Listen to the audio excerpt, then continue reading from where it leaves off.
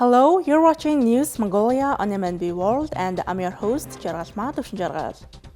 On the News Mongolia today, Turkish ambassador honored with the Friendship Medal. The Mongolian Red Cross Society will continue delivering humanitarian aid this year. Violations increased by 4.4% in 2024. For the news, stay tuned.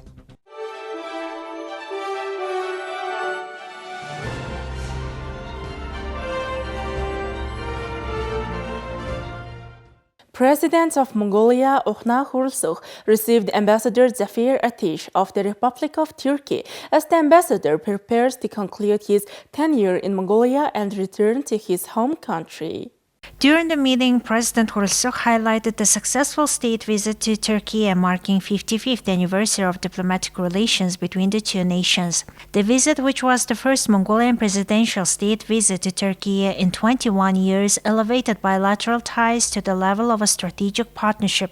The president expressed gratitude to Ambassador Atesh and the embassy staff for their significant efforts in organizing this historic visit and for advancing bilateral relations. In recognition of Ambassador Atesh's contribution to strengthening political defense, economic, trade, social, cultural, educational, and humanitarian cooperation, as well as fostering friendship between the people of Mongolia and Turkey, President Khurelsukh awarded him with the Friendship Medal. Ambassador Atesh extended his gratitude to the government, leadership, and people of Mongolia for their support and cooperation during his tenure. He pledged to continue efforts to further expand and enhance relations between the two countries in the future. Ambassador Zafir Atesh had presented his credentials to President Khurelsukh in May 2021.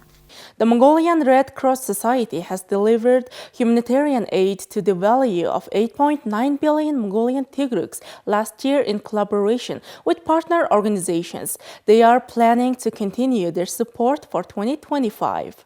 The Mongolian Red Cross Society held a cooperation meeting with the Turkish Red Crescent Society. We agreed to collaborate on climate change adaptation and natural disaster prevention.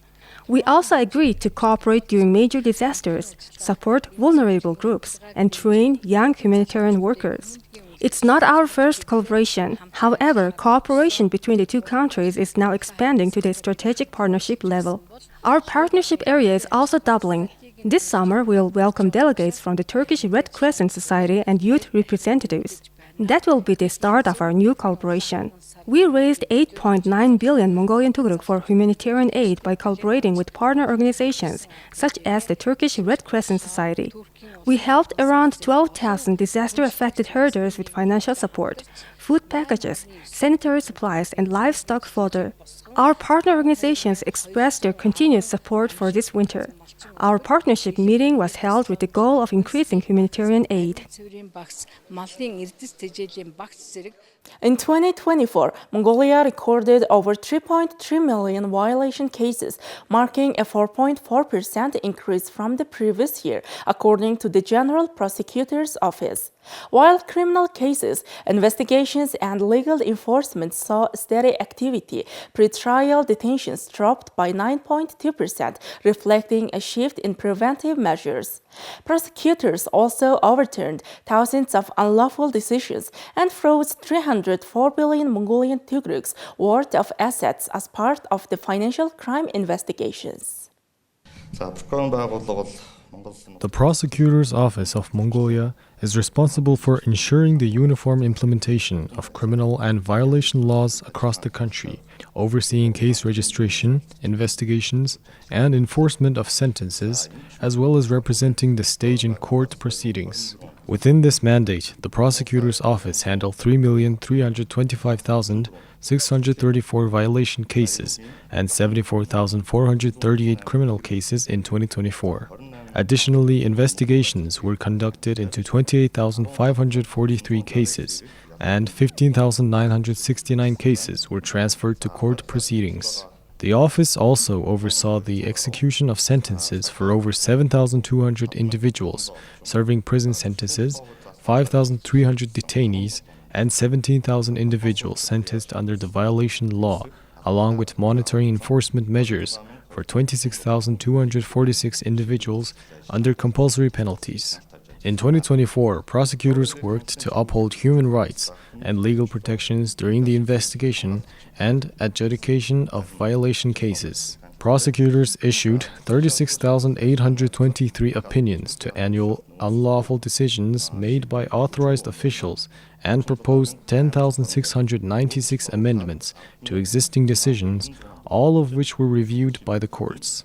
Additionally, 3,114 unlawful decisions to reject violation complaints were overturned, and appropriate legal actions were taken according to the violation law. The prosecutor's office conducted 636 inspections and studies within authorized law enforcement agencies handling violation case registrations. As a result, 12,348 violations of law enforcement procedures were identified, and 272 official demands were submitted to relevant authorities for corrective action. Furthermore, 169 demands were issued to investigate agencies to ensure compliance with laws and prevent human rights violations. Disciplinary actions were taken against 426 officials for misconduct. To protect victims' rights and ensure the enforcement of financial penalties, the prosecution restricted the transfer of 157.5 billion MNT in real estate, vehicles, and bank accounts during investigations. Additionally, 304 billion MNT worth of assets were frozen. The application for pretrial detention and preventive measures decreased by 9.2% compared to the previous year. In 2024, preventive measures were applied to 18,909 individuals, of whom 1,268 individuals, also 6.7%, were placed in pretrial detention, while 1,386 individuals, which is 7.3%, were restricted from leaving the country. The remaining 16,255 individuals, also 85.9%, were subject to other preventive measures. During investigations, 520 suspects were arrested based on identified criminal activity, a 42% decrease, 376 fewer arrests compared to the previous year. To ensure that court rulings are lawful and justified, the prosecutor's office challenged 882 court decisions due to legal violations, improper application of the law, or judicial errors. Of these, 843 appeals were reviewed by appellate courts, with 75.1% upheld, while 39 cases were escalated to higher courts, of which 89.7% were upheld. In civil litigation, prosecutors participated in 1,973 cases concerning public and state interests, representing a total value of 64 billion MNT in 2024. Thank you for staying with us. Here is the currency exchange rates provided by Mongol Bank.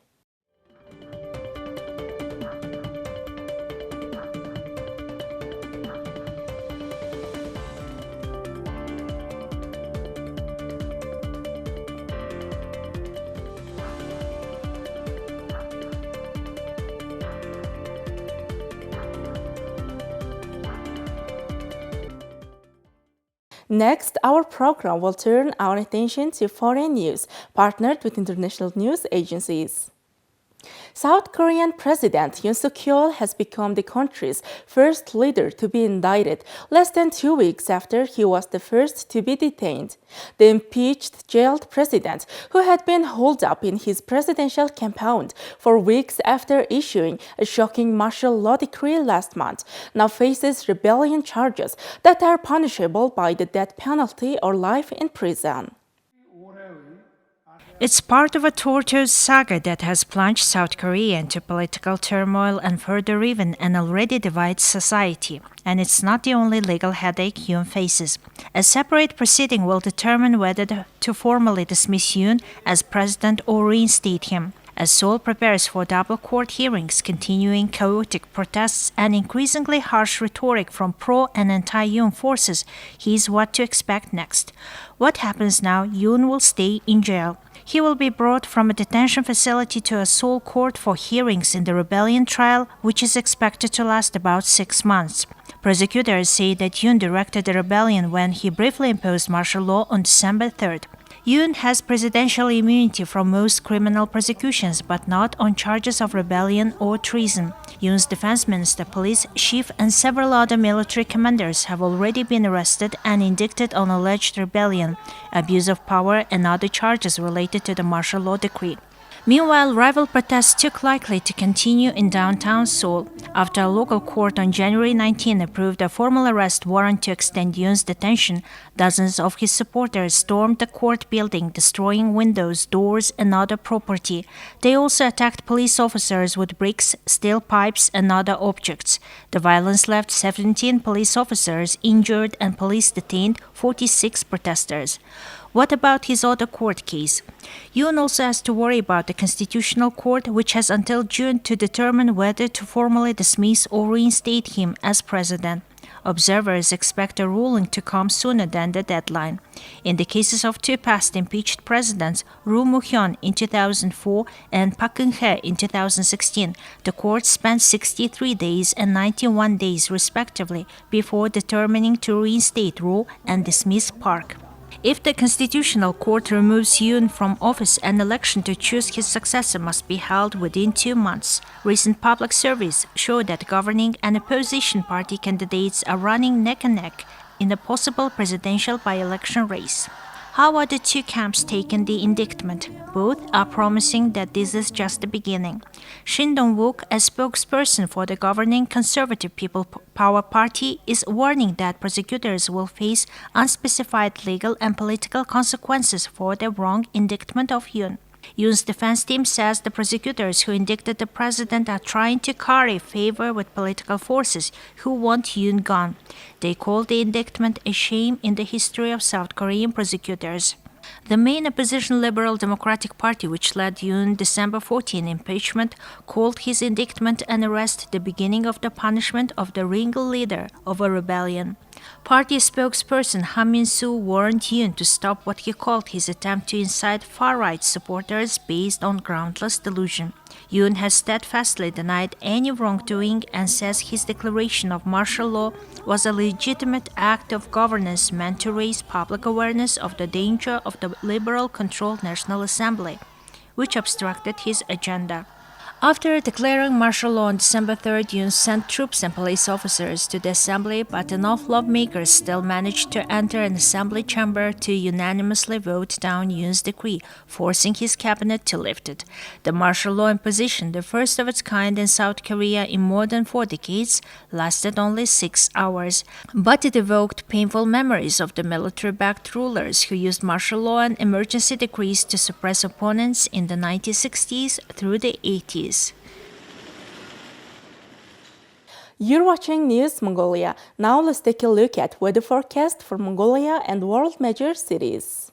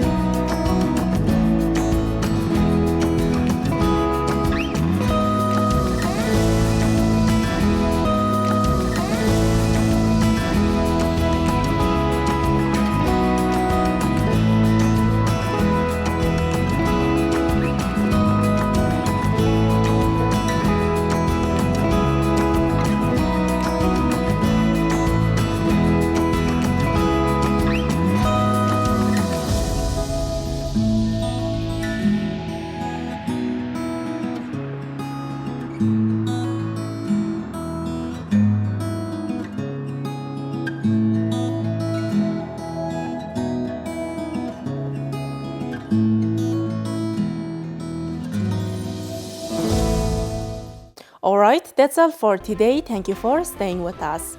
We'll see you tomorrow with more news and updates. Goodbye.